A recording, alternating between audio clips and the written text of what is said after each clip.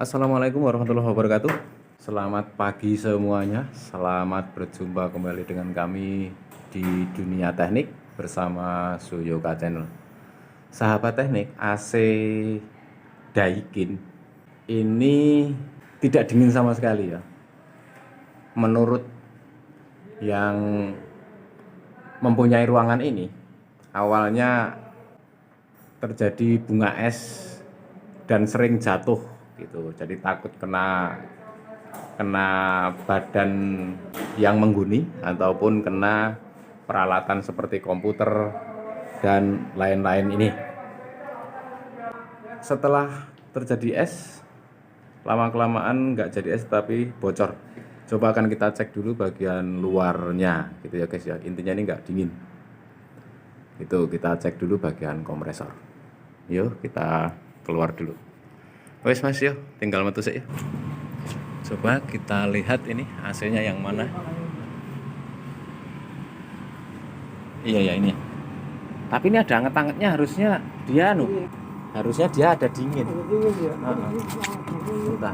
Ini normal yang ini, bukan? Bukan, Pak. Ya. Sebentar, coba.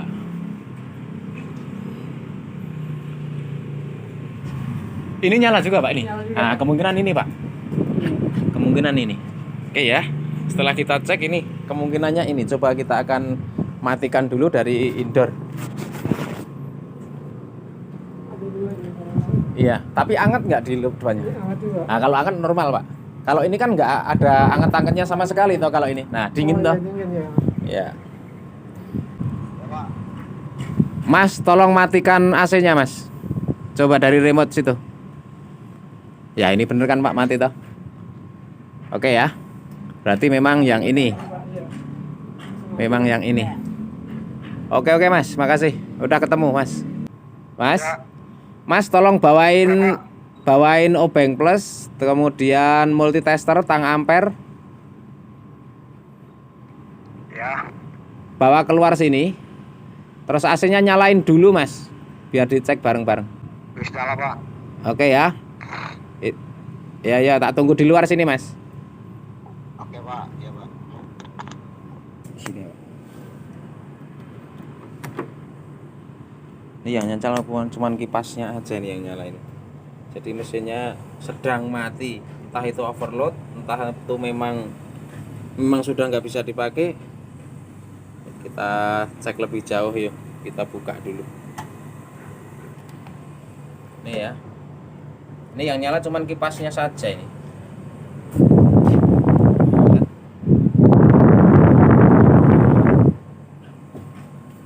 Tapi harusnya biasanya di bodi itu panas kalau kompresor ikut nyala atau yang jelas overhead atau bagaimana pasti bodi itu agak panas. Tapi ini kok dingin-dingin saja. Coba Mas buka ini Mas.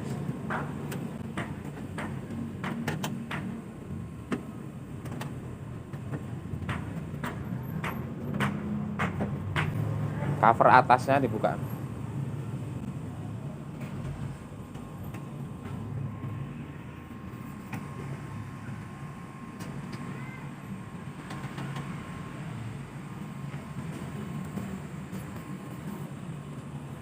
Yes. Cut. Oke ya. Ini masih nyala kipasnya. Coba kita pegang bagian. Panas sekali. Panas sekali. Ternyata panasnya ada di dalam peredam ya guys. Oke, kabelnya dianu sih Mas, diaman guys kabelnya. Sini.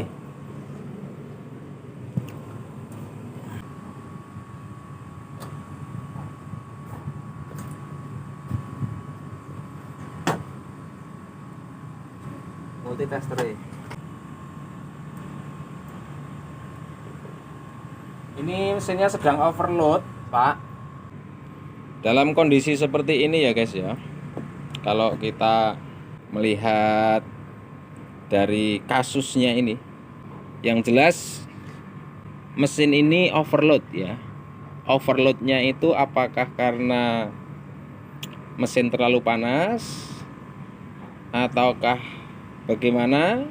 Nah, ini akan kita coba cek dulu gitu. Kita akan nunggu kompresor ini sampai dingin betul, biar overload yang ada di dalam mesin ini connect dulu. Kalau sekarang kan posisi off ya. Wah, ternyata ini panas sekali, ini tutupnya aja panas sekali. Coba nanti akan kita guyur dulu, kita mandiin dulu nih kompresornya ya guys ya, biar dingin. Kita akan tes dulu, maksudnya mesin itu bekerja apa tidak, itu dulu yang penting. Baru kita akan melangkah selanjutnya ke bagian beban, yaitu freon.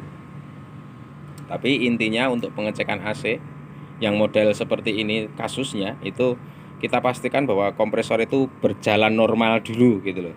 Ampernya berapa kalau sudah normal. Nah, baru akan melangkah apa penyebabnya kok bisa overhead. Ngono guys carane. Sambil kita tunggu ya. Salah satu teknisinya sedang ngambil air untuk mandiin kompresor.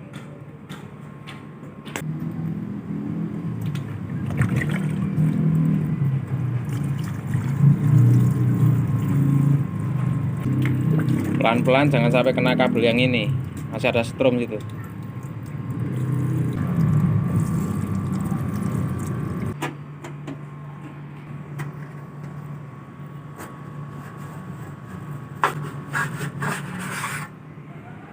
Tapi nggak perlu pakai sampo sama sabun ini ya, mandiin kok, kita keramasin.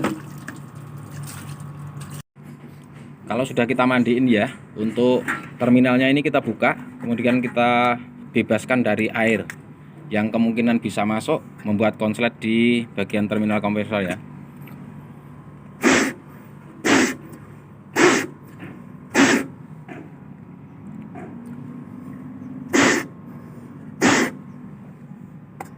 Oke, sudah aman.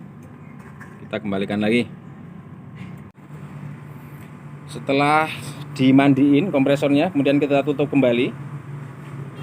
Terus kita nyalakan ya. Ini posisi di indoornya sudah kita nyalakan. Tinggal nunggu beberapa saat sampai dari indoor itu sudah memberikan perintah untuk menyalakan ke outdoornya. Memang desainnya dari pabrik seperti ini. Kalau kita nyalakan atau kita matikan dari indoor itu pasti delay dulu untuk bagian outdoornya, minimal 3 menit. Itu sebagai pengaman kompresor. Ini kita lihat. Nah, ini jelas sudah habis sama sekali ya. Ini freonnya ini kosong nih. Kalau kita lihat tipenya ini kan RV35 ya. Nah, ini RV35. Ini ukurannya 1,5 PK sebenarnya. Kalau yang 1 PK itu 25, RV25 gitu. Ini RV35. Kosong sama sekali. Nah, ini ya. Terjadi pembekuan. Berarti freonnya ini di bawah apa? Di bawah 50% jauh lah gitu. R32. Mas, kita nggak bawa freon ya Mas? Ambil dulu. Ini ya, terjadi frozen atau terjadi apa ya, pembekuan salju. Harusnya normalnya itu seperti ini, hanya ada titik embun aja, bukan terjadi bunga es gitu ya. Terlihat ya, harusnya itu seperti ini warna pipanya itu kalau normal. Oke, kita matikan dulu sambil nunggu distribusi freonnya.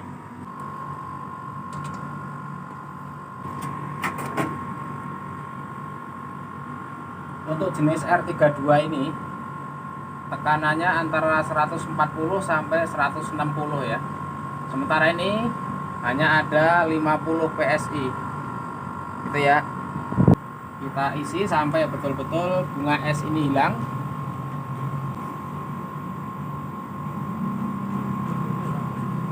Udah mulai hilang ini ya.